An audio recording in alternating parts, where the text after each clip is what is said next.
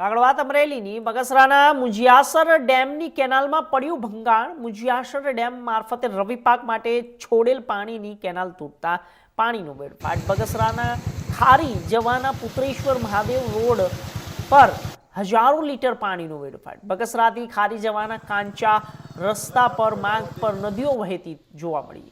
આવા દ્રશ્યો સામે આવ્યા છે। રોડ પર પાણી ફરી વળતા વાહન ચાલક અને વાડી ખેતરોમાં લોકો જવામાં ભારે હાલાકીનો સામનો કરી રહ્યા છે।